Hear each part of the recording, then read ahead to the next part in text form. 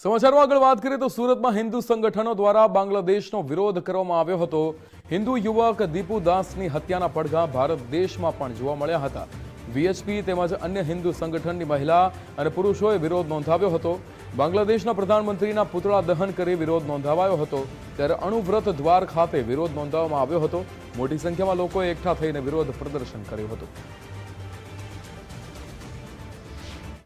संपूर्ण देशभरनी अंदर विश्व हिंदू परिषद बजरंग दल द्वारा बांग्लादेशनी अंदर जे प्रकारे जेहादीओ द्वारा हिंदुओं पर अमानवीय अत्याचारों थई रह्या छे एना विरोधमां संपूर्ण देशभरमां आजे बांग्लादेशना वडाप्रधानना पुतळा दहननो कार्यक्रम हतो अने ए संदर्भमां आजे अहींया कार्यक्रम योजवामां आव्यो छे। जे बिन इस्लामिक लोको छे एने धर्मांतरण करवुं अथवा तो એને સમાપ્ત કરવા એ મનસૂબો લઈને આજે કોમ ચાલી રહી છે એને વિશ્વ હિન્દુ પરિષદ સખત શબ્દોમાં ચીમકી આપે છે અને હિન્દુ સમાજને આહવાન કરે છે કે હિન્દુ સમાજ જાગૃત નહીં થાય તો એક સમયે હિન્દુ સમાપ્ત થઈ જશે।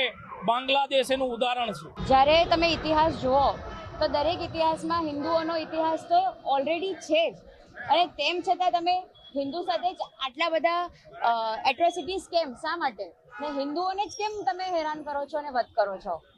કેમ બીજાને હેરાન કરવાની તાકાત નથી? કે કેમ બીજા સમુદાયના લોકોને મારવાની તાકાત નથી? ને કેમ હિન્દુઓ પર અત્યાચાર કરો છો? કેમ હિન્દુઓ બોલતા નથી એટલે? કેમ હિન્દુઓ તલવાર ઉગામતા નથી એટલે?